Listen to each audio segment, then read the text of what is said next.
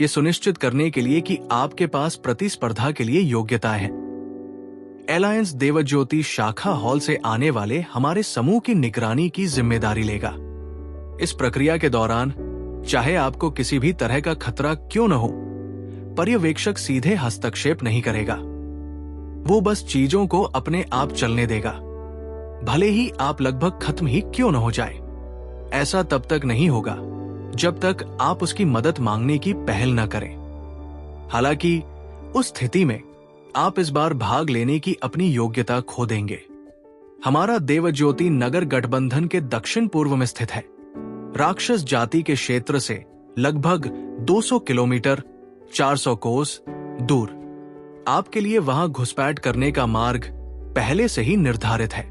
आपको यह ध्यान रखना होगा कि कभी कभी दृढ़ता के बजाय पीछे हटना पड़ता है।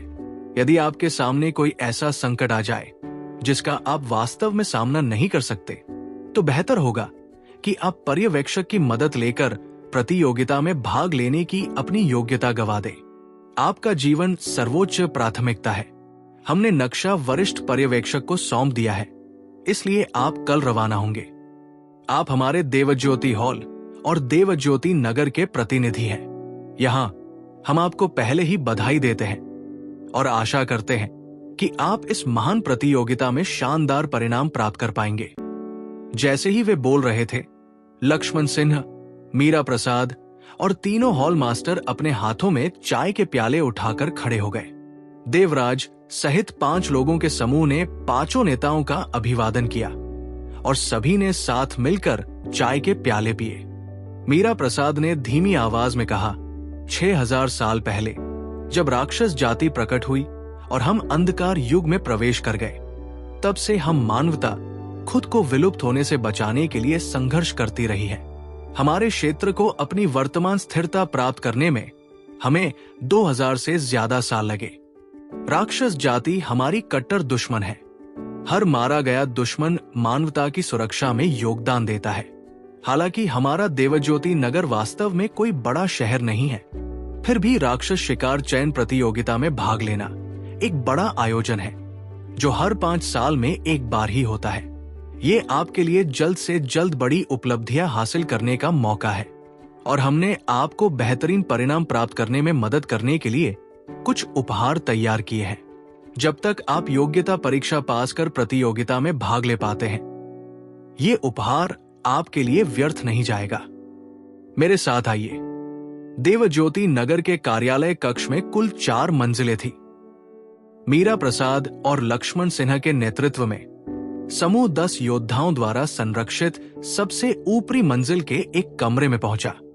इस कमरे में फर्नीचर का एक भी टुकड़ा नहीं था, बस कुछ चौड़ी लकड़ी की मेजें थी जिन पर ढेर सारे उपकरण रखे हुए थे। उपकरणों को देखकर दोनों भाइयों चरण सिन्हा और चरण देव की सांसें तेज हो गई। लक्ष्मी और मीरा नाथ बिल्कुल सामान्य थे। उनके परिवार धनी थे, इसलिए उनके पास उपकरणों की बिल्कुल भी कमी नहीं थी। देवराज सुखद आश्चर्यचकित दिखे, लेकिन वे शांत रहे। पहले शौर्यदेव ने देवराज को बताया था कि 6 महान मंदिरों में से किसी भी शक्ति के लिए उपकरण उनकी शक्ति का एक अंश मात्र होते हैं। उपकरण चाहे जो भी हो, उसे प्राप्त करने के लिए केवल अपने प्रयासों पर निर्भर रहकर ही कोई उसे वास्तव में संजो सकता है।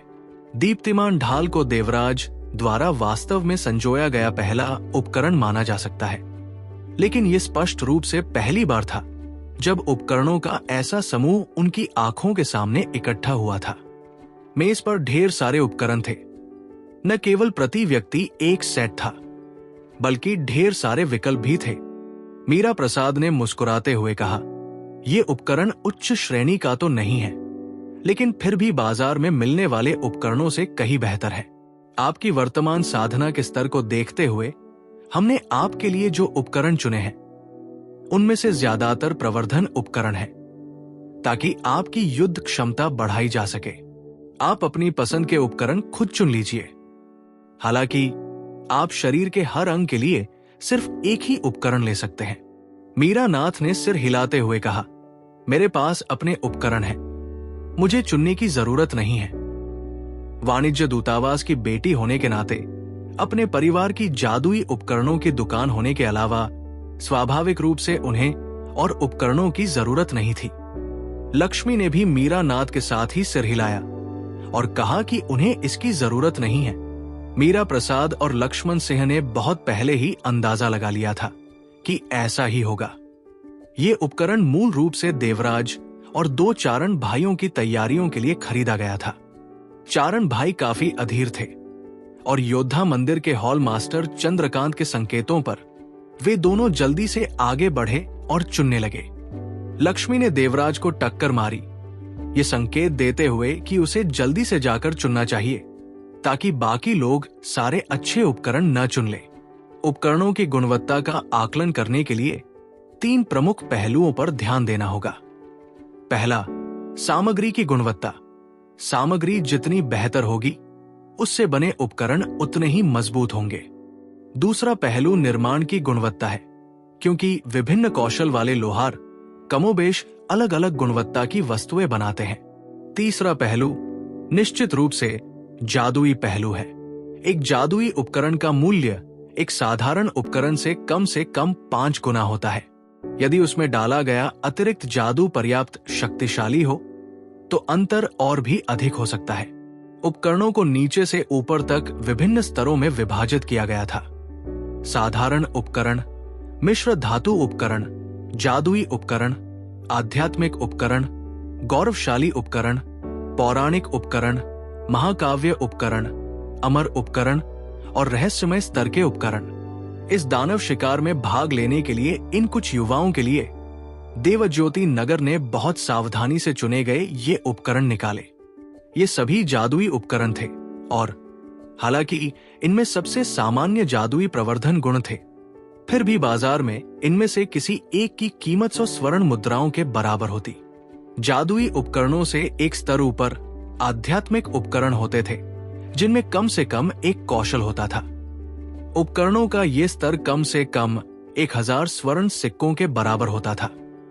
एक रक्षात्मक योद्धा के रूप में चरण सिंह ने बिना किसी हिचकिचाहट के अपने पूरे शरीर को ढकने वाला एक भारी कवच और एक मोटी मीनार ढाल चुनी।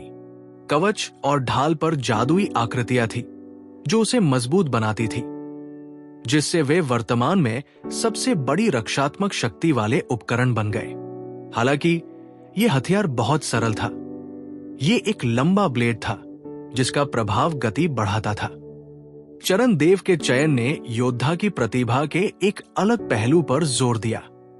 उन्होंने अग्नि गुण वाले हल्के कवच के साथ अग्नि गुण वाले लंबे ब्लेडों की एक जोड़ी चुनी। इनसे अगर उनकी आध्यात्मिक ऊर्जा उत्तेजित होती तो उनका शरीर एक प्रज्वलित आभा उत्सर्जित कर सकता था, जिससे वे अपनी आक्रामक विशेषज्ञता, बरस्कर के कारण और भी अधिक शक्तिशाली अग्नि गुण वाले हमले कर सकते थे।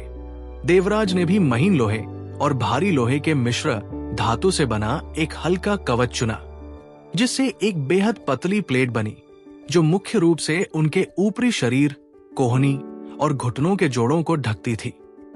ये एक चांदी के रंग का कवच था जो ज्यादा चमकदार नहीं दिखता था, बल्कि इसके चारों ओर एक पवित्र आभा उत्सर्जित करता था। प्रकाश गुण वाले जादुई उपकरण अन्य गुणों वाले जादुई उपकरणों की तुलना में ढूंढना कठिन था, इसलिए उसके पास हेलमेट नहीं था। हालांकि उसने हल्के और आरामदायक कपड़े पहने थे, फिर भी उसमें एक निश्चित रक्षात्मक शक्ति थी। इसके तुरंत बाद उसने 2 भारी तलवारें चुनी। उनमें से एक हल्के गुण वाली भारी तलवार थी, जबकि दूसरी जो उसने चुनी थी वो अग्नि गुण वाली थी। इन दोनों तलवारों का रूप रंग शूरवीरों द्वारा इस्तेमाल की जाने वाली भारी तलवारों के सामान्य रूप से अलग नहीं था। ब्लेडों पर अलग अलग जादुई आकृतियां उकेरी गई थी और ब्लेडों के बीच में एक चौथे चरण के जादुई जानवर का एक कोर क्रिस्टल जड़ा हुआ था। इन भारी तलवारों का वजन 20 से 25 किलोग्राम के बीच था। देवराज, जिसके पास 200वें स्तर की बाह्य आध्यात्मिक ऊर्जा थी, के लिए यह वजन नगण्य था। मीरा प्रसाद ने एक जिज्ञासु प्रतिक्रिया व्यक्त की। देवराज, क्या तुम संरक्षक शूरवीर नहीं हो? तुमने 2 भारी तलवारें क्यों चुनी? देवराज ने थोड़ा शर्मिंदा होकर जवाब दिया, मेरे पास पहले से ही एक ढाल है, इसलिए मैं एक और तलवार लेना चाहता था। क्या ये ठीक है? मीरा प्रसाद ने विनम्रता से मुस्कुराते हुए कहा, बिल्कुल ठीक है।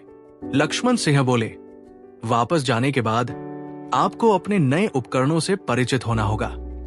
आप कल सुबह जल्दी निकलेंगे। अगर आप अपना काम पूरा करना चाहते हैं और प्रतियोगिता में भाग लेने के योग्य बनना चाहते हैं, तो आपको सीधे एलायंस के लिए रवाना होना होगा। हमारे देवज्योति नगर में भी एक विशेषज्ञ होगा जो प्रतियोगिता में आपकी भागीदारी से संबंधित सभी मामलों की व्यवस्था करने के लिए एलायंस में पहले से पहुंच जाएगा। हाँ, घर लौटने के बाद लक्ष्मी ने देवराज को बार बार चेतावनी दी कि वो वापस आकर अच्छी तरह आराम करे।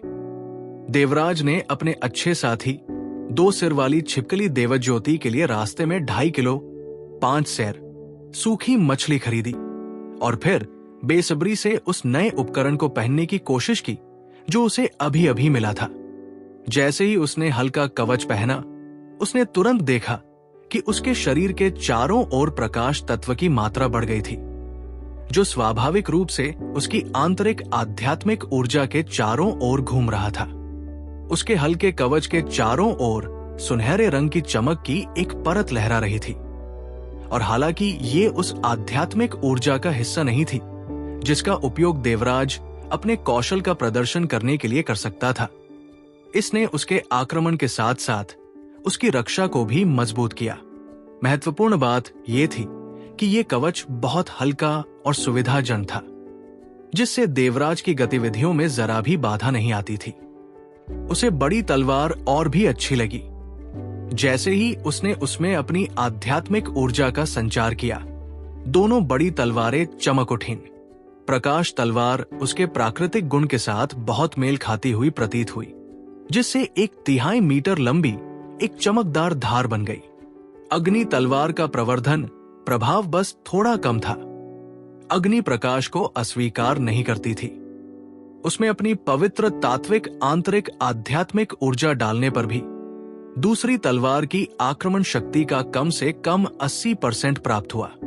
देवराज ने शांति से विश्लेषण किया।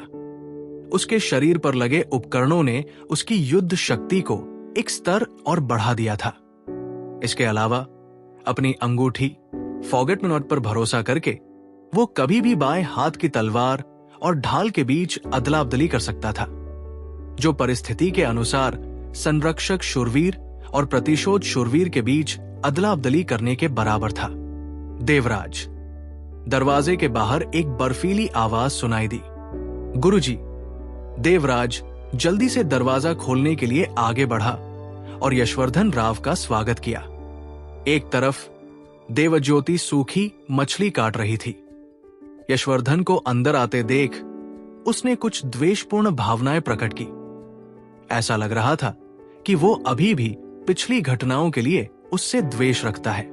जब देवराज अपने गुरु को अंदर ले आए तो यशवर्धन ने उनके शरीर पर हल्के कवच को देखा। देवज्योति नगरी काफी बड़ी है, लेकिन उनके पास आध्यात्मिक स्तर का एक भी उपकरण नहीं है। व्यवहार में कितना अंतर है। देवराज मुस्कुराया, मेरे पास जादुई उपकरणों का एक सेट होना ही काफी है। गुरुजी, क्या आपने नहीं कहा था कि एक सच्चे महापुरुष को उपकरणों पर जरूरत से ज्यादा निर्भर नहीं रहना चाहिए? यशवर्धन ने चिढ़कर कहा, वो तब की बात है जब मैं आपको पढ़ा रहा था। आज के हालात अलग हैं। दानव शिकार चयन प्रतियोगिता कोई साधारण प्रतियोगिता नहीं है, बल्कि इसे एक असली युद्ध कहा जा सकता है, जिसमें मौतें भी शामिल हैं। देवराज ने कहा, गुरुजी, क्या आपको मुझ पर इतना कम भरोसा है? यशवर्धन ने उत्तर दिया, आप पर भरोसा होना एक बात है, लेकिन मुश्किल समय के लिए तैयार रहना दूसरी बात है। आप कल रवाना होंगे, जबकि हम भी मंदिर गठबंधन के लिए रवाना होंगे। प्रतियोगिता में भाग लेने के लिए आपका इंतजार कर रहे हैं। ये आपके लिए है। बोलते हुए यशवर्धन ने एक धूसर रंग का धातु का कलाई रक्षक निकाला। देखने में यह कलाई रक्षक साधारण लग रहा था, लेकिन जैसे ही यशवर्धन ने इसे उतारा, कलाई रक्षक के अंदर से एक पतला सुनहरा रंग निकलता हुआ दिखाई दिया। जिससे कम से कम 100 चावल के दानों के आकार का एक सुनहरा रत्न बन गया। देवराज उपकरण निर्माण में बिल्कुल भी कुशल नहीं था, लेकिन इस रत्न का मूल्य न जानने के कारण इस उपकरण का उसके लिए कोई महत्व नहीं था। वास्तव में इस कलाई रक्षक द्वारा उत्सर्जित प्रकाश गुण उसके पिछले उपकरण से कहीं अधिक था। तुम्हारा गुरु गरीब है, इसलिए उसके पास तुम्हें देने के लिए कुछ भी अच्छा नहीं है। एक बार जब इस दिव्य प्रकाश कलाई रक्षक में आध्यात्मिक ऊर्जा डाल दी जाती है, तो ये एक पवित्र प्रकाश आवरण बनाएगा जो दिन में 3 बार तक, हर बार 1 मिनट तक चलेगा। पवित्र प्रकाश आवरण एक रक्षात्मक कौशल था जिसका उपयोग ग्रैंड नाइट स्तर के संरक्षक शूरवीर कर सकते थे। इसकी रक्षात्मक शक्ति दिव्य प्रकाश आवरण जितनी अधिक नहीं थी, लेकिन पवित्र प्रकाश आवरण का सबसे बड़ा लाभ आवरण की सीमा को नियंत्रित करने की क्षमता थी। चुनी गई सीमा जितनी बड़ी होती है, इसकी रक्षात्मक शक्ति उतनी ही कम होती जाती है। इससे भी महत्वपूर्ण बात यह है कि पवित्र प्रकाश आवरण की सीमा के भीतर एक अतिरिक्त उपचार प्रभाव था, जिसने इसे संरक्षक शूरवीरों के लिए सबसे उपयोगी कौशलों में से एक बना दिया। इसका एकमात्र दोष यह है कि इसमें आध्यात्मिक ऊर्जा की बहुत अधिक मात्रा खर्च होती है। इस क्षमता को प्रक्षेपित करने में 50 इकाई आंतरिक आध्यात्मिक ऊर्जा खर्च होती है तथा प्रत्येक सेकंड के प्रयोग से इसमें 5 इकाई की वृद्धि होती है। इसे यशवर्धन द्वारा देवराज की ओर एक बहुत ही कीमती उपकरण फेंकने के रूप में देखा जा सकता था। प्रत्येक सक्रियण 350 यूनिट आध्यात्मिक ऊर्जा की बचत के बराबर था। इसके अलावा इसका उपयोग दिन में 3 बार तक किया जा सकता था। किसी भी परिस्थिति में जीवन बचाने की पूर्ण गारंटी होना हमेशा एक अच्छी बात थी। आध्यात्मिक स्तर के उपकरणों में भी ये असाधारण रूप से मूल्यवान था। गुरुजी, ये बहुत कीमती है, मैं इसे स्वीकार नहीं कर सकता। यशवर्धन का चेहरा उतर गया। क्या ये आपके लिए पर्याप्त नहीं है? अगर आपको ये नहीं चाहिए तो इसे फेंक दीजिए, मैं वापस जा रहा हूं। ये कहते हुए वो उठ खड़ा हुआ और जाने लगा। देवराज ने असहाय चेहरे से कहा, गुरुजी, मेरा ये मतलब नहीं था। ये दिव्य प्रकाश कलाई रक्षक मेरे लिए बहुत कीमती है। मैं दरवाजे पर पहुंचकर यशवर्धन रुक गया और तुरंत उसे टोकते हुए बोला, मेरा कोई रिश्तेदार नहीं है, बस एक शिष्य है। ये शब्द कहकर उसने देवराज की ओर हाथ हिलाकर इशारा किया कि देवराज को उसे विदा करने की जरूरत नहीं है, और खुद ही चला गया। अपने हाथों में कलाई रक्षकों को देखकर देवराज के दिल में गर्माहट महसूस हुई। गुरुजी, मैं आपको निराश नहीं करूंगा। उज्जवल सुबह देवज्योति नगर का पूर्वी द्वार, यही वो जगह थी जहां वे कल रात इकट्ठे हुए थे। लक्ष्मी अपने गुलाबी गेंडा पर सवार होकर, जो इन 2 वर्षों में 5वीं सीढ़ी तक बढ़ गया था, देवराज के साथ पूर्वी प्रवेश द्वार की ओर जा रही थी। इन 2 वर्षों के बाद देवराज अब बच्चा नहीं रहा, इसलिए स्वाभाविक रूप से उसे लक्ष्मी के साथ घोड़े पर सवार होने में बहुत शर्मिंदगी महसूस हुई। साथ ही नलिन शर्मा ने उसे एक बढ़िया घोड़ा दिया था, इसलिए वो लक्ष्मी के साथ आगे बढ़ते हुए उस पर सवार हुआ। देवराज, उस लड़के देवज्योति का क्या हुआ? वो कहां भाग गया है? लक्ष्मी ने चारों ओर देखा, लेकिन उसे वो 2 सिर नहीं मिले जो आमतौर पर पूरे दिन देवराज के साथ चिपके रहते थे। देवराज मुस्कुराया, बहन, वो आसपास ही है, शहर से निकलते ही वो जरूर दिखाई देगा। लक्ष्मी ने उत्सुकता से जवाब दिया, मुझे सच में लगता है कि देवज्योति मेरे गुलाबी गेंडा से कहीं ज्यादा बुद्धिमान है। हालांकि वो 4थी सीढ़ी के बीच वाले पायदान पर ही है। जल्दी ही बहन और भाई पूर्वी द्वार पर पहुंच गए और उसी समय उन्होंने चरण परिवार के उत्साहित भाइयों की जोड़ी को बेसब्री से इंतजार करते देखा, जबकि मीरा नाथ अभी तक नहीं आई थी। छोटे भाई देवराज, युवती लक्ष्मी, चरण सिंह ने उनका अभिवादन करने की पहल की। दोनों ही लक्ष्मी का बहुत सम्मान करते थे। जहां तक देवराज की बात है, वे उसे ज्यादा से ज्यादा लक्ष्मी का अधीनस्थ मानते थे। क्योंकि नलिन शर्मा ने एक दिन पहले ही बताया था कि देवराज इस साल सिर्फ 14 साल का है। 14 साल के बच्चे की क्या खूबी हो सकती है? हालांकि लक्ष्मी अलग थी। वो न केवल प्रतिभा के मामले में उनसे श्रेष्ठ थी, बल्कि उसके पास गुलाबी गेंडा जैसा एक दुर्जेय जादुई जानवर भी था। ये घोड़ा शक्ति के मामले में इन दोनों भाइयों से श्रेष्ठ था। शूरवीरों का दर्जा योद्धा से भी श्रेष्ठ था। इसलिए स्वाभाविक रूप से वे लक्ष्मी के साथ अच्छे संबंध बनाए रखना चाहते थे। दानव शिकार चयन प्रतियोगिता में भाग लेने के लिए पहले से ही उत्कृष्ट जन्मजात प्रतिभा की आवश्यकता थी, लेकिन परीक्षा का सामना करने से पहले उन्हें यहां सभी के सहयोग की आवश्यकता थी। लक्ष्मी ने उनकी ओर सिर हिलाया। मीरा अभी तक नहीं आई। चरण सिन्हा मुस्कुराए। अभी समय नहीं हुआ है, 1 मिनट रुकते हैं। लक्ष्मी ने शांति से सिर हिलाया। चरण सिन्हा और चरण देव दोनों अच्छे घोड़ों पर सवार थे। जब वे बातें कर रहे थे, तभी एक गाड़ी धीरे धीरे उनके पास आकर रुकी। जब गाड़ी आई तो मीरा नाथ उसमें से उतर गई और सम्मानपूर्वक वहीं खड़ी हो गई। इसके तुरंत बाद एक बुजुर्ग गाड़ी से बाहर आए। यह बुजुर्ग लगभग 60 से 70 साल का लग रहा था। उसके भूरे बालों में कंघी की हुई थी और उससे हल्की सी लिपस्टिक की खुशबू आ रही थी। उसकी घनी भौहें और बड़ी बड़ी आंखें थी। उसकी आंखें थोड़ी उदास और ठंडी लग रही थी और उसके होंठ पतले और पतले थे। उसका चरित्र एक साथ घमंडी और कुलीन था, जिससे लोगों पर पहली नजर में ही बुरा असर पड़ता था। उसने एक पतला नीले रंग का जादुई गाउन पहना हुआ था, जिसके बाहर सुनहरे धागों से बनी एक चीज उभर रही थी, जिससे धात्विक चमक निकल रही थी।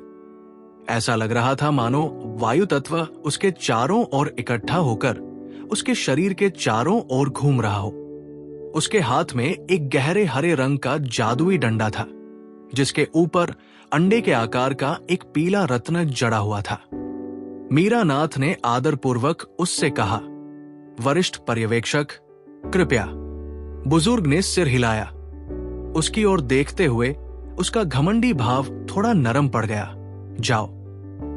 मीरा नाथ उसके साथ देवराज के समूह की ओर चल पड़ी। सभी लोग जल्दी से अपने घोड़े से उतर गए। निस्संदेह ये बुजुर्ग मंदिर गठबंधन का एक पर्यवेक्षक, एक जादूगर था। हालांकि उसके शरीर से जादूगर जैसा कोई भाव नहीं था। मीरा नाथ की तुलना उससे बिल्कुल भी नहीं की जा सकती थी। बुजुर्ग उनके समूह के सामने गया और उदासीन स्वर में बस इतना कहा, चल पड़ो, चल पड़ो। उनके पर्यवेक्षक के रूप में कार्य कर रहे बुजुर्ग का आदेश नीचे तक पहुंचा। इस क्षण उसने अपने हाथ में जादुई छड़ी लहराई, जिससे उसका पूरा शरीर नीली रोशनी से ढक गया और ऐसे ही जमीन से 1 मीटर ऊपर तैरते हुए आगे बढ़ गया। तुम ऐसे व्यवहार कर सकते हो जैसे मैं हूं ही नहीं, और मैं तुम्हारी जरा भी मदद नहीं करूंगा जब तक कि तुम इस दानव शिकार चयन से हटने की योजना नहीं बनाते। बुजुर्ग की आवाज उनके सामने कांप उठी। नीली रोशनी अचानक और तेज हो गई और उनके आश्चर्य के लिए पल भर में ये पर्यवेक्षक और वरिष्ठ बिना किसी सूचना के गायब हो गए। ये देखकर कि ये पर्यवेक्षक अचानक गायब हो गया है, बाकी सभी हैरान रह गए। केवल देवराज की आंखें हल्की सी हिली और अवचेतन रूप से पीछे की ओर एक नजर डाली। ये नक्शा है। मीरा नाथ ने अपनी छाती से भेड़ की खाल से बना एक नक्शा निकाला और सबके सामने खोल दिया। राक्षस जाति के नियंत्रण वाले क्षेत्र में घुसपैठ करने से पहले हमें सीधे पूर्व की ओर बढ़ना होगा। ये तुम्हारे लिए है। ये कहते हुए उसने अपनी छाती से 5 गोल टाइलें निकाली और एक अपने लिए रखकर बाकी 4 को दे दी। देवराज ने टाइल ली और उसे देखा। वो बहुत नाजुक लग रही थी, पूरी तरह से चांदी की बनी थी और उसमें एक बैंगनी रत्न जड़ा हुआ था। उससे बेस्वाद जादुई लहरें निकल रही थी।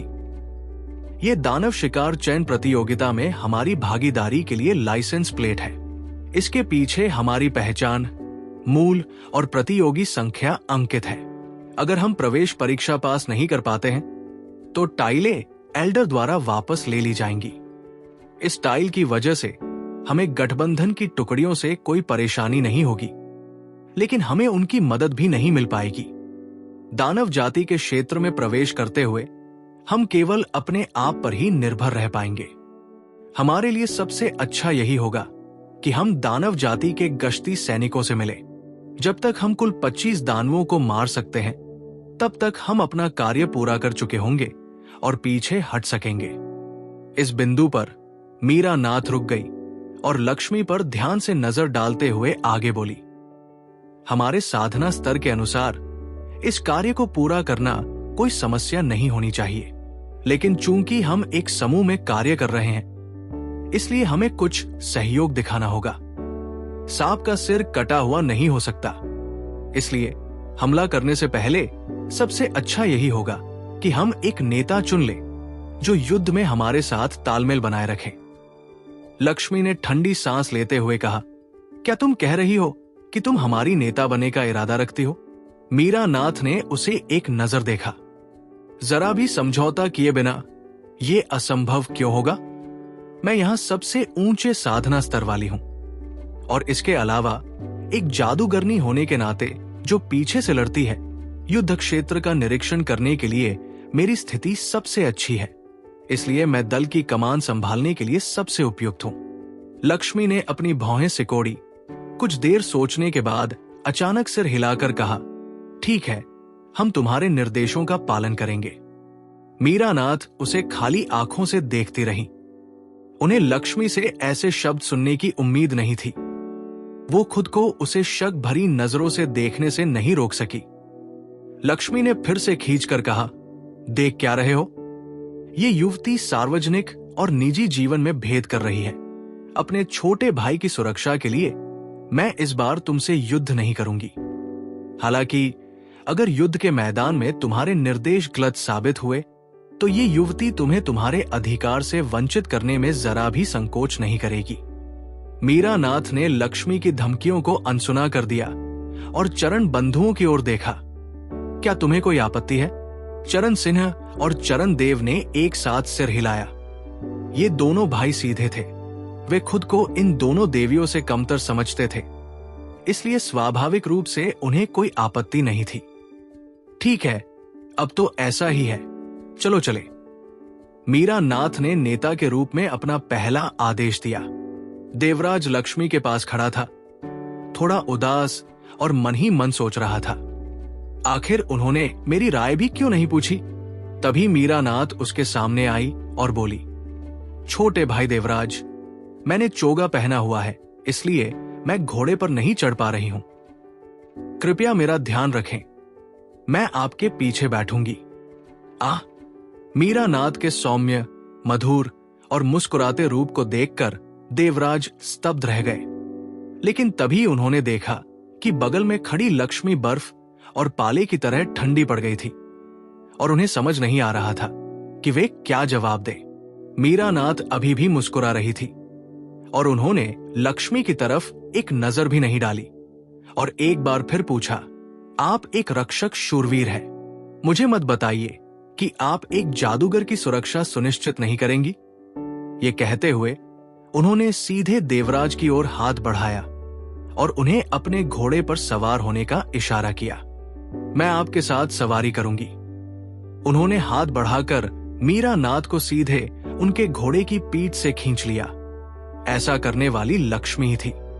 मीरा नाथ हैरान रह गई और गुस्से से बोली, तुम्हारे साथ कौन सवारी करना चाहता है? तुम तो प्रतिशोधी शूरवीर हो। क्या तुम सचमुच मेरी इतनी अच्छी तरह रक्षा कर सकते हो? लक्ष्मी ने बहुत गुस्से से जवाब दिया, अगर ऐसा है तो तुम चरण सिंह या उसके छोटे भाई चरण देव में से किसी एक को चुन सकते हो।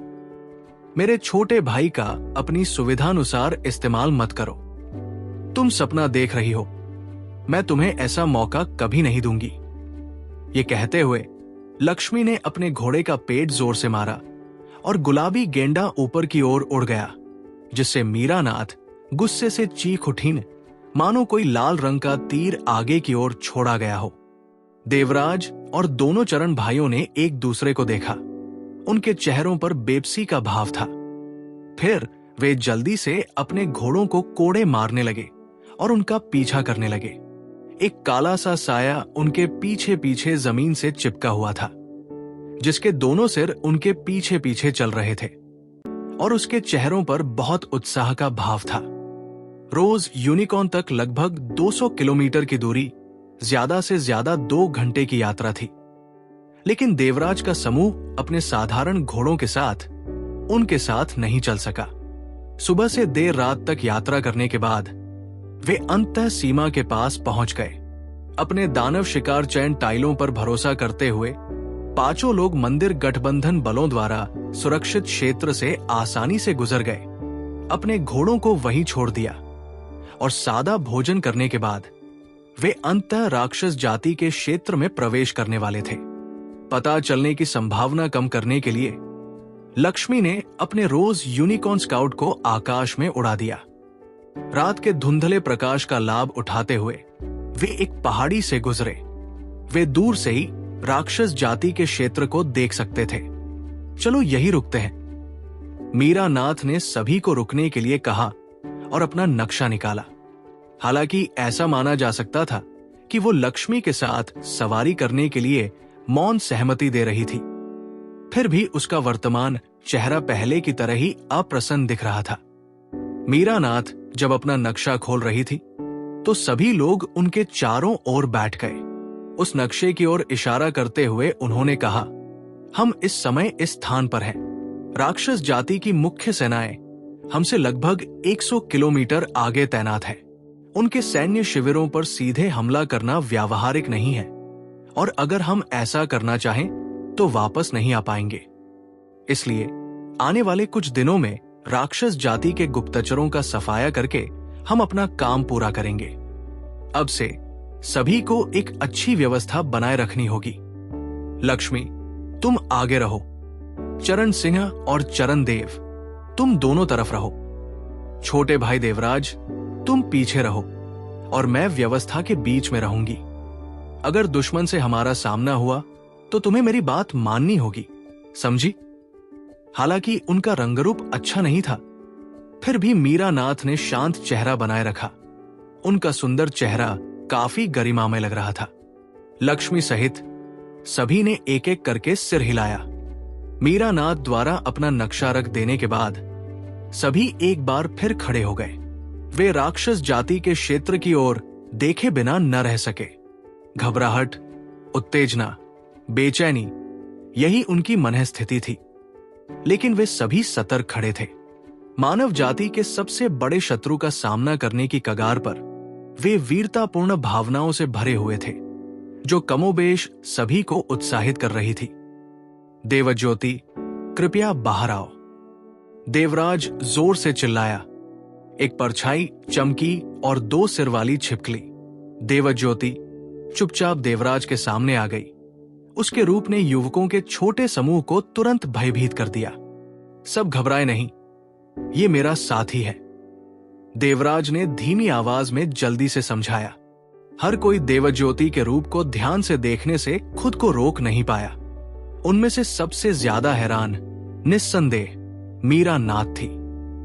एक जादूगरनी होने के नाते उनकी मानसिक क्षमता स्वाभाविक रूप से दूर दराज के व्यवसायों से कहीं बेहतर थी। उनकी धारणा और भी ज्यादा प्रचंड थी, लेकिन वो देवज्योति के अस्तित्व को पूरी तरह से महसूस नहीं कर पाई। क्या ये आपकी साथी सवारी है? मीरा नाथ ने संदेह से भरकर पूछा। देवराज ने सिर हिलाया। मीरा नाथ की आंखों में दया की एक झलक थी। खैर, उसकी आकृति बिल्कुल भी साफ नहीं दिख रही है। चलो अभी चलते हैं। देवराज ने दीप्तिमान ढाल और प्रकाश तलवार दोनों निकाली और चुपचाप पीछे पीछे चल पड़े। पांचों ने समचतुर्भुज आकार की युद्ध रचना बनाई और पहाड़ियों को पार करते हुए अंततः राक्षस जाति के क्षेत्र में प्रवेश किया। आगे एक विस्तृत मैदान था, लेकिन उनकी दृष्टि उसकी सीमा तक भी नहीं पहुंच पा रही थी। जब हवा चलती तो हवा में खून की हल्की सी गंध आती। जब से राक्षस जाति प्रकट हुई और मानवता का इतिहास अंधकार युग में प्रवेश किया, तब से 6000 वर्ष बीत चुके थे। मीरा नाथ ने उस जादुई छड़ी को, जिसका उन्होंने देवराज के विरुद्ध द्वंद्व युद्ध में उपयोग नहीं किया था, थाम लिया और एक जादुई मंत्र पढ़ते हुए उसे थोड़ा ऊपर उठा लिया। एक पक्षी के आकार की पारदर्शी रोशनी आकाश में ऊंची उड़ान भरती हुई आगे की ओर उड़ रही थी। मीरा नाथ की आंखों में एक हल्की सी चमक दिखाई दे रही थी। ईगल आई विधि, ये जादुई मंत्र किसी भी जादूगर के लिए एक आवश्यक कौशल था, जिससे वो आकाश से नीचे देखकर दूर तक देख सकता था। साधना का स्तर जितना ऊंचा होता, मंत्र की सीमा उतनी ही बढ़ती जाती। लक्ष्मी ने थोड़ा भौहें चढ़ाई और कहा, यह इलाका बहुत खुला है, यहां घात लगाना हमारे लिए ठीक नहीं है। कोई ऐसी जगह ढूंढो जहां हम छिप सकें। मीरा नाथ ने हल्के से सिर हिलाया और कहा, 2.5 किलोमीटर आगे बाई ओर पहाड़ियां है, पहाड़ियां आगे हैं, वहां घनी झाड़ियां है। हमें पहले इसी दिशा में धीरे धीरे आगे बढ़ना चाहिए। हमारे आसपास 5 किलोमीटर के दायरे में कोई दुश्मन नहीं है, चलो चलते हैं। लक्ष्मी ने अपना सिर नीचे कर लिया। मीरा नाथ के निर्देशों के अनुसार सभी धीमी गति से आगे बढ़े।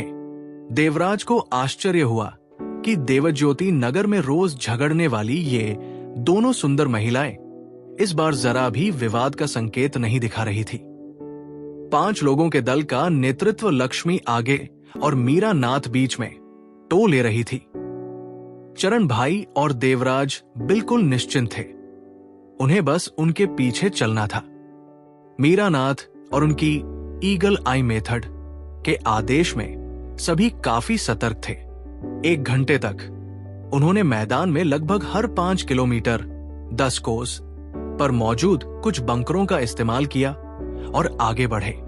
जब भी उन्हें कोई ऐसी जगह मिलती जहां वे छिप सकें, मीरा नाथ आगे बढ़ने से पहले जमीन पर एक निशान छोड़ देती। वे राक्षस जाति के इलाके से होकर उस रास्ते पर पहुंचे जिसे देवज्योति नगर के सरदारों ने उनके लिए बहुत सोच समझ कर चुना था। राक्षस जाति के इलाके से सबसे नजदीकी चौकी सिर्फ 100 किलोमीटर 200 कोस दूर थी। हालांकि इलाका ज्यादा अनुकूल नहीं था, फिर भी चौकी काफी पास थी, जिससे जरूरत पड़ने पर पहरा देते हुए पीछे हटना बहुत आसान हो गया। धीरे धीरे रात होने लगी और 40 किलोमीटर 80 कोस और आगे बढ़ने के बाद मीरा नाथ को कुछ झाड़ियां मिली और उन्होंने यही विश्राम करने का आदेश दिया। मीरा नाथ ने धीमी आवाज में कहा, अभी हम उनके पास नहीं जा सकते। अगर हम आगे बढ़ते रहें तो हम उस सीमा में पहुंच जाएंगे जहां राक्षस जादूगर हमें देख सकते हैं। लक्ष्मी ने सिर हिलाया और अपनी बारी पर बोली, मैंने पिताजी से यह भी सुना है कि राक्षसों के बैरक में कुछ शक्तिशाली जादूगर हैं जिनकी ईगल आई मेथड की मारक क्षमता 50 किलोमीटर से भी ज्यादा है। अगर हम आगे बढ़ते रहे तो शायद हमें पकड़ लिया जाएगा, इसलिए हमें यही अपने मौके का इंतजार करना चाहिए। उन्होंने अपनी शारीरिक शक्ति बढ़ाने के लिए खाना शुरू कर दिया और शांति से यही इंतजार करने लगे। मीरा नाथ लगातार आसपास की किसी भी हलचल का पता लगाने के लिए अपनी ईगल आई मेथड का इस्तेमाल करती रही। पूरी रात बहुत शांति से बीत गई। आसमान धीरे धीरे रोशन हो रहा था। वे पहले ही एक रात का इंतजार कर चुके थे, लेकिन उन्हें राक्षसों का आधा गश्ती दल भी नजर नहीं आया, इसलिए 5 युवक निराश हुए बिना नहीं रह सके। खासकर मीरा नाथ के लिए, जो अपनी ईगल आई मेथड का इस्तेमाल करते रहने के कारण पहले से ही काफी थकी हुई थी। अजीब बात है, राक्षसों के गश्ती दल कहां चले गए? चरण सिंह ने समझ न पाने वाले स्वर में पूछा। 5 युवक निराशा से एक दूसरे को देखने लगे। उनके चेहरों पर लाचारी साफ झलक रही थी। वे देवज्योति नगर की युवा पीढ़ी के सर्वश्रेष्ठ थे, लेकिन उन्होंने पहले कभी किसी युद्ध में भाग नहीं लिया था। यह कार्य जो काफी आसान लग रहा था, अब थोड़ा और मुश्किल हो गया था। प्रवेश के लिए योग्यताएं हासिल करने के लिए भी उनके पास एक समय सीमा थी। कुल मिलाकर उनके पास केवल 3 दिन थे। अगर वे इस समय सीमा को पार कर जाते तो उनके पास मंदिर गठबंधन की चयन प्रतियोगिता में भाग लेने के लिए जाने का समय नहीं होता। लक्ष्मी ने भौहें चढ़ाई और कहा, ऐसा नहीं चलेगा। मैं रोज पर सवार होकर आगे जाऊंगी और उनकी सीमा में जांच पड़ताल करूंगी। ऐसे में उन्हें कुछ हद तक प्रतिक्रिया देनी चाहिए। मीरा नाथ ने तुरंत प्रतिक्रिया दी, असंभव, ये बहुत खतरनाक है। तुम्हारा रोज यूनिकॉर्न बहुत स्पष्ट है। अगर तुम कोशिश करोगी तो खतरा है कि तुम कुछ ऐसे दुश्मनों को आकर्षित कर लोगे जो इतने शक्तिशाली होंगे कि हम पूरी तरह से खत्म हो जाएंगे। जब वे आपस में इस स्थिति से निपटने के उपायों पर बात कर रहे थे, देवराज, जो चारों ओर से सब कुछ सुन रहा था, अचानक ऊंची आवाज में बोला, सावधान, कोई दुश्मन है। ये कहते हुए उसने प्रकाश तलवार पकड़ी और अचानक उसे उठा लिया। एक सुनहरे रंग का आवरण तुरंत पांचों लोगों को घेर लिया। ये एक दिव्य प्रकाश आवरण था।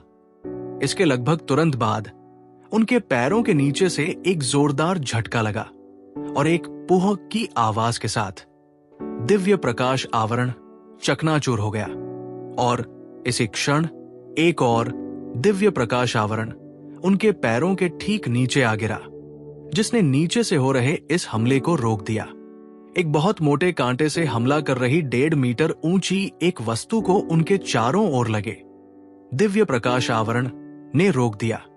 अगर देवराज एक कदम पीछे हटते तो वे अपने शरीर से इस हमले को झेल जाते। इसमें कुल 7-8 मोटे और तीखे डंक थे। वे बैंगनी काले रंग के थे और अपने आसपास की हवा में हल्के बैंगनी काले रंग की लहरें उत्सर्जित करते थे। दिव्य प्रकाश आवरण की दूसरी परत वास्तव में देवराज द्वारा नहीं भेजी गई थी। उसे लगातार 2 बार इस कौशल का प्रयोग करने में इतना समय नहीं लगा। स्वाभाविक रूप से देवज्योति ही उसके बगल में थी, जो अपने सुनहरे रंग की आंखों वाले छिपकली के सिर का उपयोग करके इस कौशल को फैला रही थी। देवराज के दिव्य प्रकाश आवरण की हूबहू नकल कर रही थी और इस रक्षा पंक्ति में सभी को घेर रही थी। ल्यूक वंश, ये पांचों युवक देवज्योति नगर में अपनी पीढ़ी के कुलीन थे, लेकिन वे इतने सदमे में थे कि इस क्षण में वे कोई प्रतिक्रिया नहीं दे सके। जब लक्ष्मी ऊंची आवाज में चिल्लाई तो उसकी तलवार में एक लाल रंग की चमक चमक उठी, जिससे उसने जमीन पर भयंकर वार किया। देवराज, चरण सिंह और चरण देव ने भी वैसी ही प्रतिक्रिया व्यक्त की।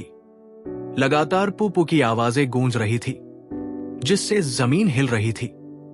मीरा नाथ ने अपने हाथ में जादुई छड़ी को थोड़ा नीचे किया और जमीन की ओर एक नीली किरण छोड़ते हुए पुकारा, अपने हथियार निकालो। जैसे ही मोटे खून से सने हथियारों को जमीन से ऊपर खींचा गया, उसके तुरंत बाद सभी के पैरों तले ठंडक महसूस हुई। जमीन पहले से ही स्टील जितनी मोटी बर्फ से जमी हुई थी। मीरा नाथ की बर्फ की दीवार विधि सीधे उनके पैरों के नीचे छोड़ी गई। मोटे और ठोस तीखे डंकों के एक समूह ने समूह के पांचों युवकों को घेर लिया और उसके तुरंत बाद जमीन से नई आकृतियां उछल कर आई, जिन्होंने देवराज सहित पांचों के समूह को घेर लिया। उनका रूप भयंकर और दुष्ट था, बिल्कुल इंसानों जैसे आकार वाले राक्षसी जीवों जैसा। उनकी ऊंचाई लगभग 1.7 मीटर थी। वे नग्न थे और शरीर के निचले हिस्से पर काले रंग के बारीक शल्क थे। उनके शरीर के ऊपरी हिस्से पर उनकी त्वचा बैंगनी काले रंग की थी और सिर पर 3 आंखें थी। लेकिन सबसे अजीब बात यह थी कि उनकी 4 भुजाएं थी। जी हां, इन राक्षसों में से हर एक की 4 भुजाएं थी और हर भुजा सुई के आकार की थी। उनकी छोटी भुजाएं एक नुकीले सिरे पर समाप्त होती थी। इन डंकों की नुकीली नोकों से ठंडी रोशनी निकलती थी। हालांकि देवराज के समूह के सभी सदस्यों को राक्षसों के बारे में पर्याप्त जानकारी थी, फिर भी जब उनका सामना किसी राक्षस से हुआ तो वे कुछ हद तक घबरा गए। 6000 वर्ष पूर्व 72 राक्षस देवता अचानक शत्रुध्मन द्वीप की मुख्य भूमि पर अवतरित हुए, जिसके परिणाम स्वरूप बड़ी संख्या में जीवों का उत्परिवर्तन हुआ और वे विभिन्न शक्तियों वाले राक्षसों में परिवर्तित हो गए। उनकी आंखों के सामने प्रकट हुए राक्षस ल्यूक कुल के थे, जो राक्षस जाति के 20 प्रमुख कुलों में से एक था। मनुष्यों की तुलना में राक्षसों का सबसे भयावह पहलू उनकी जन्मजात युद्ध क्षमताएं थी। उनमें से प्रत्येक बिना किसी अपवाद के जन्म से ही युद्ध करने में सक्षम था। इस संबंध में उनकी जन्मजात प्रतिभा मनुष्यों से कहीं अधिक अतुलनीय थी। बिना किसी प्रशिक्षण के भी वे दुर्जेय योद्धा बन सकते थे। ल्यूक वंश के सदस्यों की जन्मजात विशेषता ये थी कि उनके 4 डंक जैसे हाथ थे। उनकी ललाट की युद्ध शक्ति बहुत अधिक नहीं थी, लेकिन वे छिपकर हमला करने में माहिर थे। अपनी चारों भुजाओं को एक साथ अपने सिर के ऊपर उठाकर वे तेज गति से जमीन में खुदाई करने में सक्षम थे, जो स्प्रिंट के बराबर थी। उनका हमला नीचे से अचानक होता था, जिससे लोग अचंभित हो जाते थे और प्रभावी ढंग से बचाव करने में असमर्थ हो जाते थे। इस समय देवराज के 5 सैनिकों के समूह को ल्यूक वंश के 16 या 17 सैनिकों ने घेर लिया था। उनमें से कुछ इस समय जमीन पर पड़े थे। वे स्पष्ट रूप से देवराज के जवाबी हमले के कारण सीधे जमीन पर गिरकर मारे गए थे। ये ल्यूक वंश के योद्धा जमीन से फूट पड़े और तुरंत देवराज के 5 सैनिकों पर टूट पड़े। उनके मोटे और तीखे डंकों से ठंडक का एहसास होता था और वे अतुलनीय रूप से अत्याचारी लग रहे थे। चूंकि मीरा नाद को छोड़कर दुश्मन चारों दिशाओं से आ रहे थे, इसलिए बाकी सभी आने वाले तूफान का सामना करने के लिए अलग अलग दिशाओं में मुड़ गए। अंदर ही अंदर वे थोड़े घबराए हुए थे, लेकिन अपने चौथे चरण तक पहुंचकर उन्हें इतना अनुभव हो गया था कि उन्हें तुरंत कार्रवाई करने की जरूरत नहीं थी। उन्होंने अपनी पंक्ति बनाए रखी, हर एक अपने हथियार लहरा रहा था।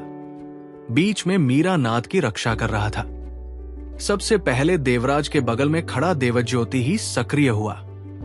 उसके दोनों सिर विपरीत दिशाओं में थे। नन्ही ज्वाला ने अपने मुंह में एक छोटी सी आग इकट्ठा की और एक आग का गोला छोड़ा। नन्ही ज्योति ने एक पल भी कमजोरी नहीं दिखाई और आग के गोले से भी तेज, बहुत तेज प्रकाश का एक तेज बोल्ट छोड़ा। चूंकि देवज्योति के दोनों सिर स्वतंत्र रूप से सोच सकते थे, इसलिए देवराज ने उन्हें उनके गुणों के अनुसार अलग अलग नाम दिए, छोटी ज्वाला और छोटी रोशनी। छोटी ज्वाला द्वारा छोड़ा गया प्रकाश बाण 1/3 मीटर लंबा और अत्यंत तेज था। यह सीधे ल्यूक वंश के एक योद्धा पर निशाना साधा गया था। उसे प्रतिक्रिया करने का भी समय नहीं मिला था कि पू की ध्वनि के साथ उसका सिर पहले ही छिद गया और उसके 4 डंक जमीन पर गिर पड़े।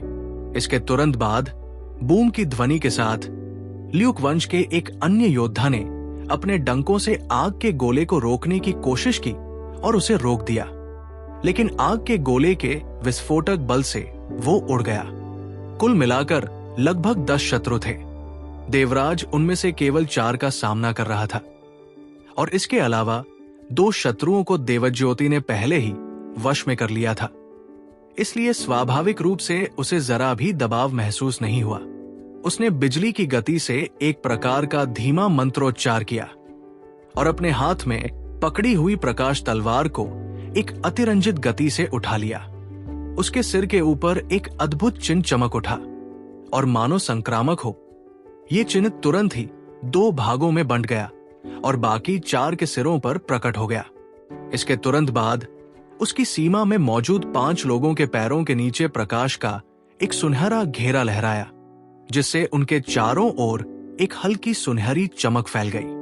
देवराज के इन 2 पवित्र जादुई मंत्रों को पूरा करने से पहले ही ल्यूक के 2 कुल के लोग दौड़कर उसके पास पहुंच गए थे।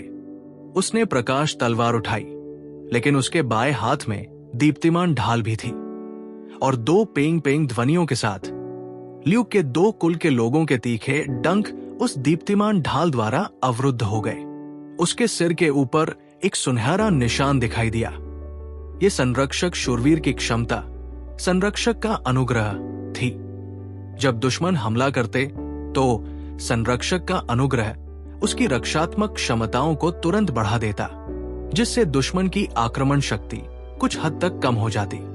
सुनहरी अंगूठी ने देवराज के 5 लोगों के समूह की घबराहट को दृढ़ संकल्प में बदल दिया। ये विश्वास प्रभामंडल था। संरक्षक के अनुग्रह की तरह ये एक संरक्षक शूरवीर का सहायक कौशल था। जब ये दोनों क्षमताएं सक्रिय हुई, देवराज के हाथ में प्रकाश तलवार चमकने लगी थी और प्रकाश से बनी 1/3 मीटर लंबी धार ने उन्हें भेद दिया, जिससे ल्यूक कबीले के 2 सदस्यों के सिर आसानी से कट गए। लिटिल लाइट और लिटिल फ्लेम ने, जिन्होंने एक बार फिर आग का गोला और एक प्रकाश बाण छोड़ा, ल्यूक कबीले के 2 आखिरी सदस्यों का सफाया कर दिया। देवराज और उसके साथियों के सामने मौजूद 4 दुश्मन बस यूं ही पूरी तरह से खत्म हो गए। मेरुनाथ, जो दल के मध्य में स्थित थी, ने उसी समय एक जादुई मंत्र पूरा किया था। देवराज इतनी छोटी थी कि वो स्वाभाविक रूप से पहले अपने पक्ष के दुश्मनों से निपटना चाहती थी, लेकिन जैसे ही उसका जादू पूरा हुआ, देवराज युद्ध समाप्त कर चुका था। इतना ही नहीं, उसने सभी पर 2 क्षेत्र प्रभावी सहायक कौशल भी इस्तेमाल किए थे। बर्फ का भाला, 4 नीली किरणें हवा में उड़ी उल्का पिंडों की तरह गिरी और 4 2-2 मीटर लंबे बर्फ के भालों में बदल गई, जिनका निशाना ल्यूक कबीले के 4 सैनिक थे। जो तुरंत जमीन पर गिर पड़े, उनकी आंखें बेजान हो गई। अगले ही पल लक्ष्मी और चरण देव के पक्ष के दुश्मन भी खत्म हो गए। एक ढाल योद्धा होने के नाते रक्षा करना चरण सिंह की विशेषज्ञता थी। हालांकि मीरा नाथ के भालों की मदद से लड़ाई पहले ही सुलझ चुकी थी। ल्यूक कबीले के सैनिकों की युद्ध क्षमता कमजोर थी। वे वास्तव में दूसरे चरण के प्रथम श्रेणी के मानव योद्धाओं जैसे थे। अचानक हमला करने के अवसर के बिना वे इन 4 दुर्जय चौथे चरण के युवकों के लिए कैसे प्रतिद्वंदी हो सकते थे? अपने चारों ओर लाशें देखकर सभी ने एक साथ गहरी सांस ली। ल्यूक कबीले के ये दुश्मन बिल्कुल अप्रत्याशित थे। हालांकि उनके पास उच्च युद्ध क्षमताएं नहीं थी, फिर भी उन्होंने भूमिगत से एक गुप्त हमला किया था। इसलिए यदि वे समय पर प्रतिक्रिया नहीं देते तो देवराज के समूह को भारी क्षति पहुंचती। छोटे भाई देवराज, धन्यवाद। मीरा नाथ ने कुछ पीले चेहरे के साथ देवराज से कहा। वो एक कमजोर रक्षा प्रणाली वाली जादूगरनी थी। अगर उन्हें इस गुप्त हमले का पता नहीं चलता तो मरने की सबसे ज्यादा संभावना उसी की होती। चरण सिंह और चरण देव, दोनों भाइयों का देवराज को देखने का नजरिया पूरी तरह बदल गया। हालांकि पिछली लड़ाई में देवराज को देवज्योति की मदद मिली थी, लेकिन ये नहीं भूलना चाहिए कि दुश्मन का पता सिर्फ उसी ने नहीं लगाया था, बल्कि उसने 3 पवित्र जादुई मंत्रों का भी इस्तेमाल किया था, जो टीम की जादूगरनी मीरा नाथ से एक ज्यादा थे। दिव्य प्रकाश आवरण, विश्वास प्रभामंडल और संरक्षक का अनुग्रह। हालांकि ये सभी दूसरे चरण के संरक्षक शूरवीरों द्वारा इस्तेमाल किए जाने वाले कौशल थे, फिर भी उसने इनका इस्तेमाल असाधारण तरीके से किया। इसके अलावा उसने 2 दुश्मनों से छुटकारा पाने के लिए 2 बेहतरीन बिजली के कट भी इस्तेमाल किए थे। इतनी तेज लिंक स्पीड देखकर चरण सिंह और चरण देव प्रशंसा से अभिभूत हुए बिना नहीं रह सके। इसमें कोई शक नहीं कि देवराज पहले से ही काफी ताकतवर था। वो एक महारथी था, सिर्फ लक्ष्मी का सेवक नहीं, एक 14 साल का महारथी। बस यही सोचकर चरण परिवार के 2 छोटे भाइयों के दिलों में सिहरन दौड़ गई। जब सब लोग देवराज को अचंभित होकर देख रहे थे, तभी देवराज का रंग अचानक बदल गया और वो एक बार फिर चिल्लाया, सावधान। एक रोशनी चमकी। ये एक और दिव्य प्रकाश आवरण था। हालांकि इस बार दिव्य प्रकाश आवरण प्रकट होते ही टुकड़े टुकड़े हो गया, और जिस क्षण वो टुकड़े टुकड़े हुआ, मीरा नाथ के बगल में बिजली की गति से एक आकृति उभरती हुई दिखाई दी। प्रकाश की एक मोटी किरण सीधे मीरा नाथ की गर्दन की ओर गई, उसे भेदने ही वाली थी। एक आश्चर्यजनक हमला। मीरा नाथ 4 पुरुषों वाली संरचना के केंद्र में स्थित थी। एक जादूगरनी के रूप में अपनी भूमिका के कारण वो टीम की सुरक्षा का केंद्र बिंदु थी। हालांकि उस समय उनके साथियों को यह उम्मीद नहीं थी कि यह धुंधली सी दिखने वाली आकृति दिव्य प्रकाश आवरण को इतनी अचानक तोड़ देगी। वो पहले ही संरचना में प्रवेश कर चुकी थी। चरण देव और लक्ष्मी के बीच की छोटी सी जगह से होकर। इस दुश्मन की गति वाकई बहुत तेज थी। यहां ज्यादातर लोग बस प्रतिक्रिया में खाली आंखों से देख सकते थे। दिव्य प्रकाश आवरण का इस्तेमाल करना ही इस स्थिति में देवराज के लिए सबसे ज्यादा था। दूरी और गति के लिहाज से उसके पास मीरा नाथ की समय पर मदद करने का कोई रास्ता नहीं था। मीरा, लक्ष्मी चिल्लाई, लेकिन चाहे वो कितनी भी बेचैन क्यों न हो, उसे मीरा नाथ को बचाने की कोशिश करने के लिए समय चाहिए था। वो समय पर कैसे पहुंच सकती थी? एक ठंडा, तेज ब्लेड मीरा नाथ की गर्दन पर लगा और आखिरकार उसकी कांपती त्वचा तक पहुंच गया। जिस क्षण देवराज ने जोर से सावधान रहने के लिए चिल्लाया, उसी क्षण से उसे इस ठंडे एहसास का एहसास हो गया था। इस तथ्य को छोड़कर कि वो एक महान जादूगरनी थी, वो सबसे पहले एक कमजोर जादूगरनी थी। ऐसी परिस्थितियों में उसे बचाने का कोई रास्ता नहीं था। क्या उसकी मृत्यु का समय आ गया था? इस क्षण मीरा नाथ को कुछ भी महसूस नहीं हो रहा था, न खुशी न दुख, केवल अंतहीन इनकार। ऐसा लग रहा था मानो इस तीखे ब्लेड ने उसका गला चीर दिया हो और उसे बस अपनी आत्मा के शरीर से निकलते हुए महसूस हो रहा था। डोंग, एक स्पष्ट और तेज आवाज गूंजी और एक लहर की तरह मीरा नाथ की आकृति से 3 कदम की दूरी पर एक आकृति स्थिर खड़ी थी। क्या हुआ? चाहे लक्ष्मी हो या चरण बंधु, सबकी आंखें खुली की खुली रह गई, क्योंकि उन्होंने एक ऐसा दृश्य देखा जिसे वे बिल्कुल भी समझ नहीं पा रहे थे। जब दिव्य प्रकाश आवरण डाला गया तो देवराज की छाती से एक सफेद प्रकाश चमकने लगा। प्रकाश बिल्कुल भी तीव्र नहीं था, लेकिन इसने इस तीखे ब्लेड को मीरा नाथ की गर्दन की त्वचा पर चिपका दिया और अदृश्य आकृति अचानक गतिहीन हो गई। सबसे अजीब बात यह थी कि इस आकृति से तुरंत एक सफेद चमक प्रकट हुई, जिससे उसकी आकृति उजागर हो गई। तीखा ब्लेड मीरा नाथ की गर्दन से धीरे धीरे पीछे हट गया और उसकी गर्दन को चीरता हुआ नहीं दिखा, बल्कि वो अचानक देवराज पर निशाना साध गया। डोंग की आवाज के साथ देवराज ने दीप्तिमान ढाल से हमले को रोक दिया और पैरी ने भी आवाज निकाली, Dong Dong Dong Dong Dong Dong Dong. Devraj की दीप्तिमान ढाल से बार बार पैरी की आवाजें गूंज रही थी।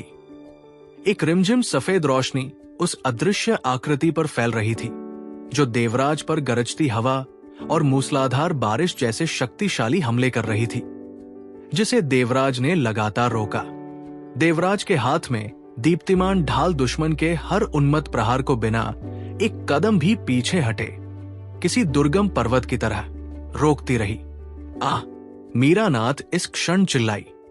उसकी गर्दन में हल्का दर्द हुआ और एक छोटा सा घाव खुल गया था, जिससे उसमें से खून की कुछ बूंदें निकल रही थी।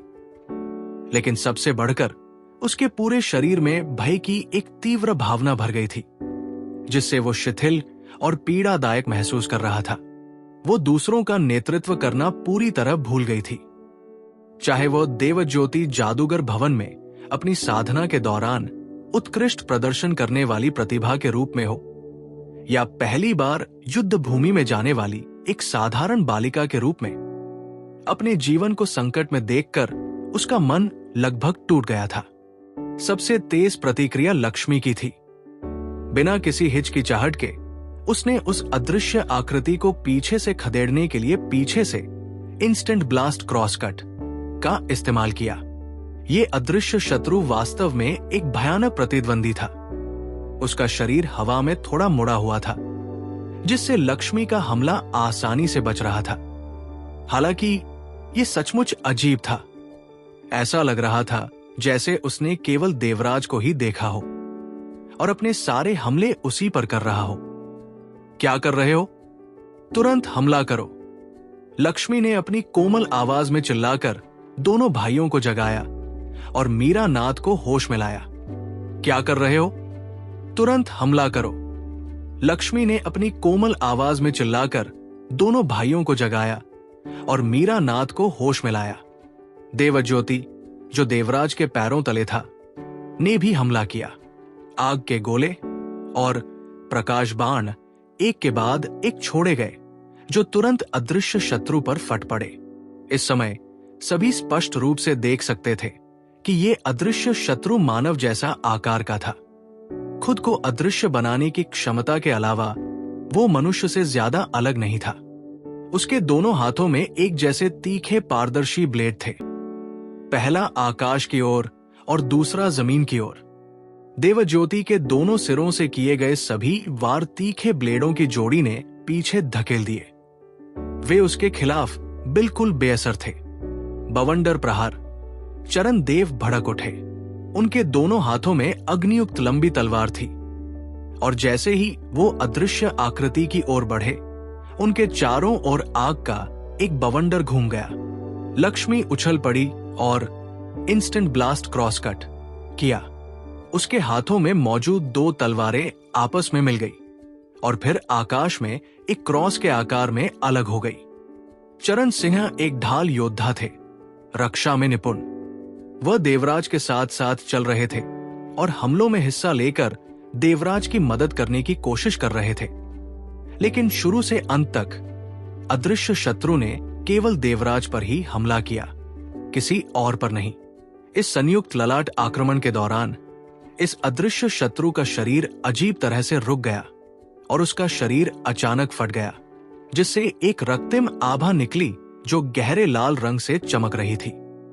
सबसे पहले चरण देव प्रभावित हुए। उनका बवंडर प्रहार इस लाल रंग की चमक से टकराया और एक करहाने की आवाज के साथ उनका बवंडर प्रहार रुक गया और वे एक तरफ गिर पड़े।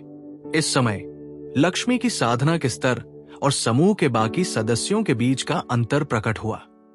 एक धमाके की आवाज के साथ उसकी तलवारों ने उस गहरे लाल रंग की चमक को बेरमी से काट डाला, और हालांकि ये स्पष्ट रूप से सीधे निशाने पर लगी, फिर भी ये अदृश्य दुश्मन थोड़ा सा ही हिला। इस छोटी सी अवधि का लाभ उठाकर दुश्मन के हाथों में धारदार तलवारों का जोड़ा लाल हो गया। उसके पंजे जमीन पर नाचने लगे और वो बवंडर की तरह धारदार तलवारों के जोड़े को लेकर सीधे देवराज की ओर दौड़ा। एक कान फाड़ देने वाली आवाज जोर से फूट पड़ी। अगर कोई दूर से ये दृश्य देख सकता तो उसे दिखाई देता कि अदृश्य दुश्मन गहरे लाल रंग की बिजली का एक प्रकार का चमकीला गोला बन गया था। देवराज के रंग में जरा भी बदलाव नहीं आया। उसका सुंदर चेहरा भावहीन था और उसकी क्रिस्टल जैसी सुनहरी आंखें दुश्मन को बहुत शांति से देख रही थी। वो बिल्कुल भी 14 साल का बच्चा नहीं लग रहा था। प्रतिरोधक मुद्रा में ढाल मजबूती से थामे देवराज पत्थर की तरह वही खड़ा रहा। दिव्य बाधा। डोंग। एक तेज आवाज के साथ देवराज के पूरे शरीर से एक सुनहरा प्रकाश निकला और अदृश्य दुश्मन हवा में वापस लौट गया। देवराज ने आखिरकार अपना दाहिना हाथ हिलाया, जिसका उसने उस क्षण तक बिल्कुल भी इस्तेमाल नहीं किया था। प्रकाश तलवार एक चमकदार रोशनी से चमक उठी और नीचे गिर पड़ी। एक सुनहरी चमक उसके शरीर के चारों ओर एक साथ प्रकट हुई और तुरंत उसके हाथ में मौजूद प्रकाश तलवार में समा गई। उज्जवल प्रतिशोध और प्रकाश कांटा। चूंकि उसका हमला अभी अभी रोका गया था, इसलिए अदृश्य शत्रु अपने गहरे लाल ब्लेड से हमले को रोकने में समय पर नहीं पहुंच सका। एक धमाके की आवाज के साथ अदृश्य शत्रु जोर से जमीन पर गिर पड़ा। उसके चेहरे पर खून के निशान दिखाई दे रहे थे। उसके गिरने से जमीन पूरी तरह से विकृत हो गई थी और अगले ही पल उसकी पीठ के पीछे सूरज की तरह चमकती एक गेंद दिखाई दी। एक समृद्ध सुनहरे लाल प्रकाश से जगमगाते हुए प्रकाश और अग्नि की शक्ति आकाश से गिरी। चमकती धूप का प्रहार। आह! एक चीख के साथ एक पल के लिए सब कुछ रुक गया। लक्ष्मी के चमकती धूप के प्रहार से अदृश्य शत्रु का शरीर दो टुकड़ों में बंट गया। गहरा हरा रक्त चारों दिशाओं में फैल गया और ये पूर्व अदृश्य प्राणी अंततः दिखाई देने लगा। चरण सिंह ने तुरंत प्रतिक्रिया दी। वो पीली मीरा नाथ के पास गया, हाथ में ढाल उठाई और खुद को और मीरा नाथ को अंदर घेरने और उनकी रक्षा करने के लिए एक पीले रंग का प्रकाश उत्सर्जित किया। तुम क्या कर रही हो? लक्ष्मी मीरानाथ पर चिल्लाई। अगर देवराज मीरानाथ पर शत्रु के हमले को रोकने से पहले थोड़ी देर और रुक जाते तो वे इस अदृश्य शत्रु से और भी आसानी से निपट सकते थे। मीरानाथ हाफ रही थी, मुंह खुला का खुला रह गया था। वो डर के मारे कांप रही थी, लेकिन लक्ष्मी की चीखती आवाज के प्रभाव से आखिरकार उन्हें होश आ गया। बहन, रहने दो। देवराज ने जल्दी से लक्ष्मी को वापस खींच लिया। संकट अभी पूरी तरह खत्म नहीं हुआ था। कौन जानता था कि कोई और अप्रत्याशित शत्रु अचानक प्रकट हो जाए। लक्ष्मी ने मुड़कर देवराज की ओर देखा। वो अभी भी पूरी तरह से चकित थी। निस्संदेह अगर देवराज का अद्भुत हस्तक्षेप न होता तो मीरानाथ की मृत्यु हो जाती। यद्यपि लक्ष्मी ने ही शत्रु का अंत किया था, लेकिन देवराज ने ही उसके सर्वव्यापी आक्रमण का प्रतिरोध किया था।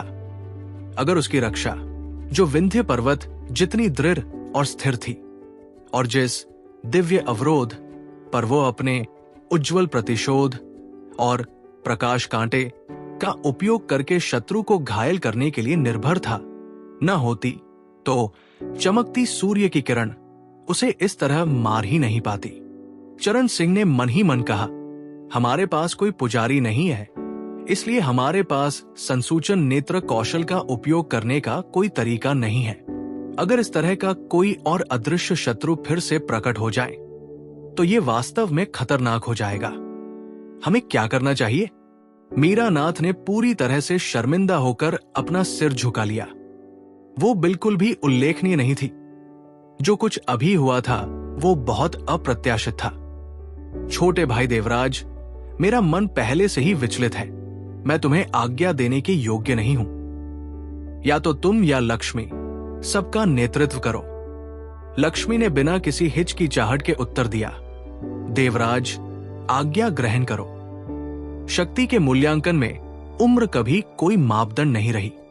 इन दोनों बार देवराज ने ही सबसे पहले प्रतिद्वंदी को पहचाना और सभी को नुकसान पहुंचने से बचाया। हालांकि बाकी सभी को यह नहीं पता था कि वो ये कैसे करता है, फिर भी सभी उसके आदेशों का पालन करने के लिए पूरी तरह तैयार थे। देवराज ने मना नहीं किया और मन ही मन कहा, दुश्मनों के पास हमें ढूंढने का कोई खास तरीका जरूर होगा। यह हमला ल्यूक वंश के लोगों ने किया था और उसके तुरंत बाद इस अदृश्य दुश्मन ने हम पर हमला कर दिया। धरती वंश से आए इस अदृश्य राक्षस के अलावा ल्यूक वंश के 20 राक्षस भी थे। हम पहले ही 21 दुश्मनों को मार चुके हैं, इसलिए हमारे पास काम पूरा करने के लिए सिर्फ 4 ही बचे हैं। यहां से गठबंधन की सीमा तक की दूरी काफी है और दुश्मनों ने हमें पहले ही खोज लिया है। उन्हें इस नाकामी के बारे में पहले ही पता चल गया होगा और वे हम पर एक और हमला करने के लिए बाध्य होंगे। हमें यहां से निकलकर समझदारी से गठबंधन की दिशा में पीछे हटना होगा। अगर हमें काम पूरा करने का मौका मिला तो हम उसे जरूर करेंगे, लेकिन अगर नहीं मिला तो भी हमारी प्राथमिकता गठबंधन की ओर वापस लौटना होनी चाहिए। युद्ध में जाने से पहले हमें खुद को सुरक्षित रखने का तरीका ढूंढना होगा।